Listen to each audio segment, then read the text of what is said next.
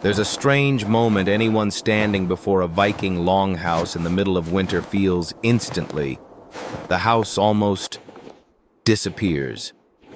On 20-degree F nights, snow blankets the roof, hides the earthen walls, and leaves you staring at a low, silent mound that looks as if it's been swallowed by the ground.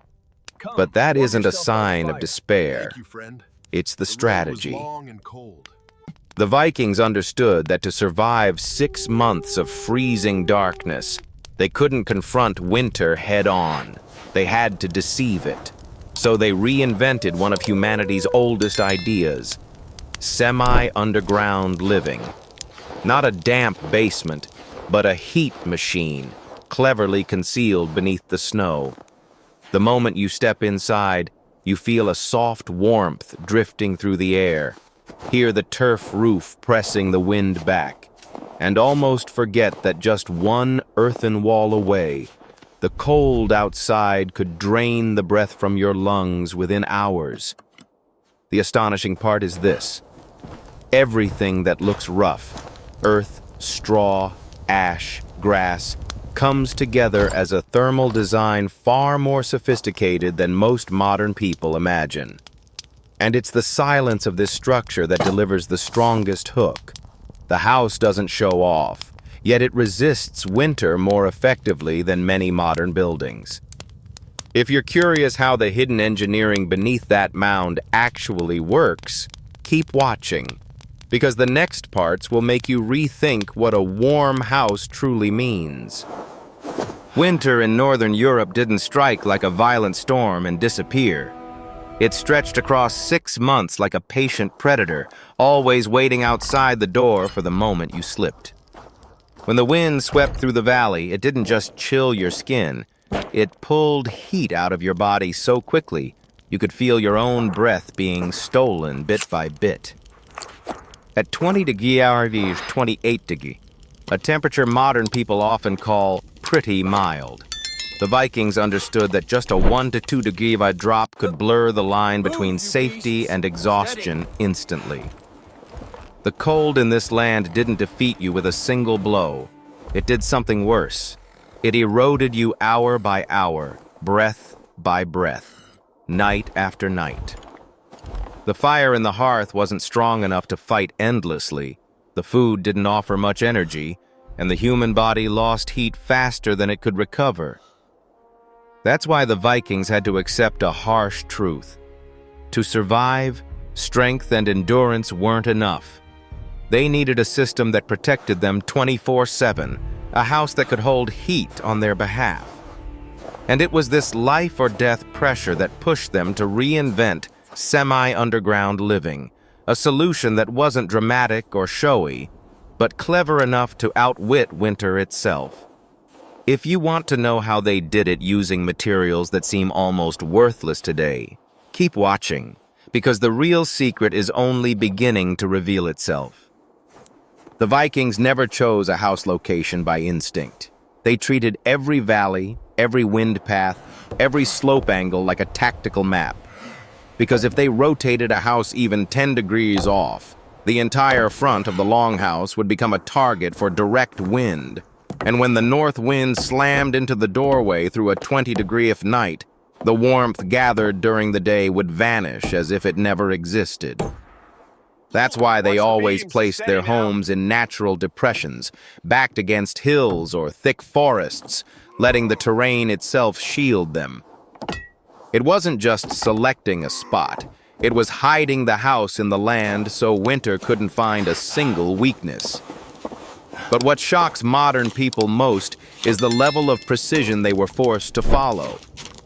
In one story passed down, a longhouse was built just a few degrees off the ideal wind axis.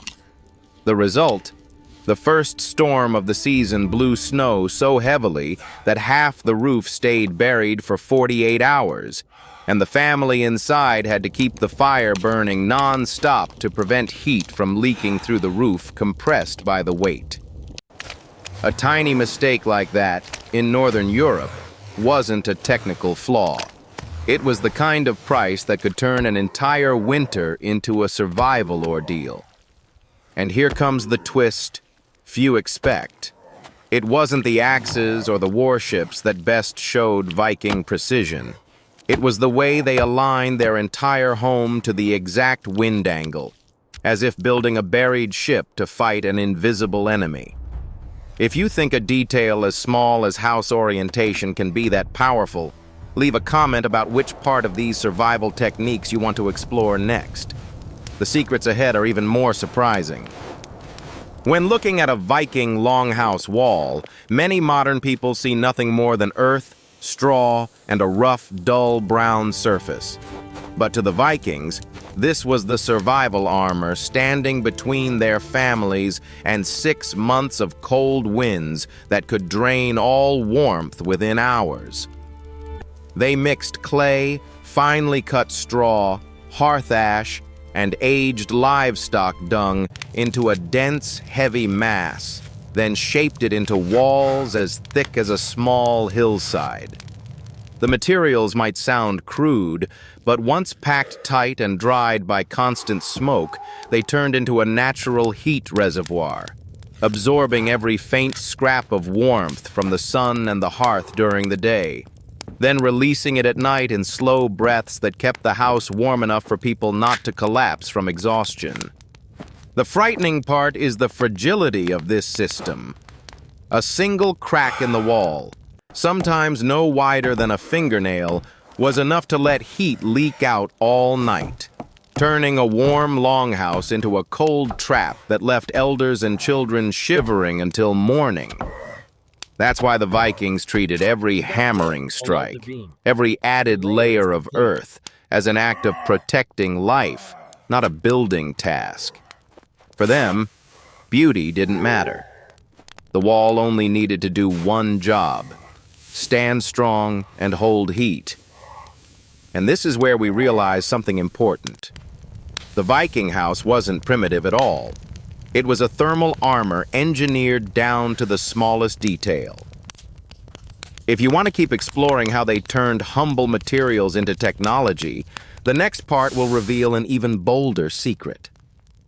The Viking longhouse floor wasn't just a place to stand, it was the quiet heart of the entire heat-holding system.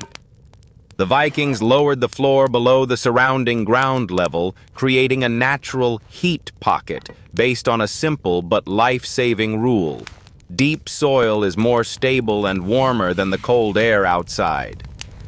On that base layer, they spread ash, straw, then packed down thin layers of earth, each serving a different purpose: ash absorbing warmth, straw resisting moisture, and soil holding heat for long periods and releasing it slowly.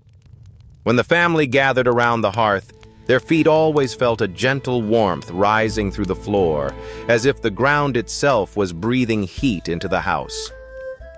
This detail alone created the difference between a good night's sleep and a night of shivering. The earthen floor was warmer than the air, so making just one mistake in the layering could cost up to 50% of the longhouse's total heat retention. The cold wouldn't rush in like a gust of wind. It would creep up silently from damp soil, seeping into feet and bones, draining energy even faster than standing outside. That's why the Vikings treated floor making like a precise ritual. No missing ash, no incorrect compaction, no moldy straw allowed. They knew winter would inspect every small flaw, and the floor was the first place that would pay the price. In Viking architecture, the turf roof always felt like a piece of the earth itself laid over the wooden frame. Heavy, thick, silent, carrying a raw, ancient strength that's hard to define. The 50-70 centimeter layer of grass wasn't just a shield against rain and snow. It functioned as a natural armor, with thousands of intertwined roots forming a tightly bound network that held the structure together even as storms roared above. When winter arrived, snow settling over the turf made it look even more like a small hillside, providing both camouflage and greater heat retention. What still amazes modern researchers is that the Vikings didn't place turf randomly. They aligned each layer with the natural direction of the roots, the right moisture, the right cutting season, ensuring maximum grip. One small mistake was enough for the north wind to find a weakness. In folktales, people tell of a longhouse where the turf layers were set incorrectly, and during the first storm of the season, a whole section of the roof was lifted like an enormous hide and thrown dozens of steps away. No one inside was hurt, but for the rest of the winter, they had to cover the roof with animal skins and keep the fire burning day and night because heat escaped too quickly. That story reminds us that the turf roof wasn't just a technique. It was the boundary between stability and chaos, between a peaceful night's sleep and a night spent fighting to hold on to the last traces of warmth. Which detail about the turf roof surprised you the most? Leave a small comment because the secrets of Viking rooftops hold even more than you might expect. Few people would guess that inside a Viking house, what kept you warm wasn't just the fire, but also the smoke. With no chimney to send the heat outside, the Vikings let the smoke hang beneath the roof like an invisible blanket. A suspended heat layer you could feel the moment you stepped in. As the fire burned, warm air rose and was trapped by the thick turf roof, forming a hazy pocket of hot air where heat accumulated long enough to warm the entire space, even while the wind outside screamed like a blade. But that smoke layer didn't just hold heat. It dried the wood, chased moisture away, and cured the roof, turning the whole house into a structure that strengthened over time. Smoke seeped into every straw fiber, every rope tying the roof frame, transforming them into natural, rot-resistant materials. That's why longhouses lasted for decades, despite constant snow and wind. However, this system was far more fragile than people realize. Leave the door open too long or place a vent in the wrong spot, and the smoke would escape so quickly that the heat vanished within minutes, making the winter night inside even colder than the world outside. There are even stories of families staying awake all night after a single careless moment, rebuilding the smoke layer and waiting for the roof to warm again. This is the climax of Viking smoke engineering. Brilliant, clever, but full of risk. One small misstep, and the entire thermal system collapsed instantly.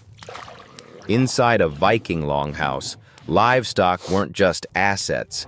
They were living heat sources, operating quietly through the night.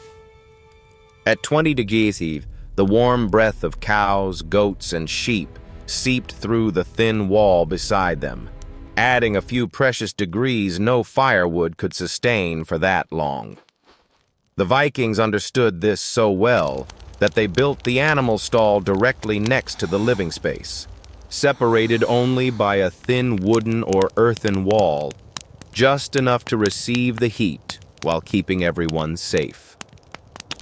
That's why losing a single animal wasn't just losing food or labor. It meant losing part of the heating system, sometimes making the house several degrees colder during long winter nights. And those few degrees could be the difference between resting peacefully and collapsing from exhaustion. Children and elders were often placed to sleep closest to the wall that bordered the stall, where warmth radiated through like the slow, steady breath of the earth itself.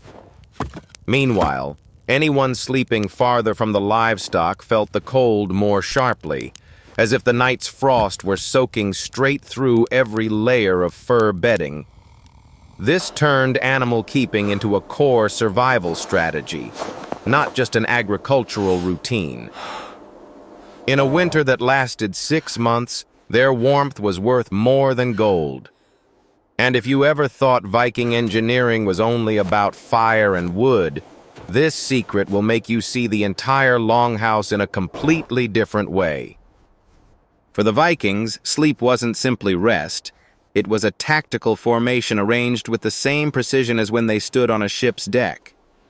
On 20-degree nights, the whole family didn't lie scattered but clustered into a tight heat group. where every body became a link passing warmth to the next.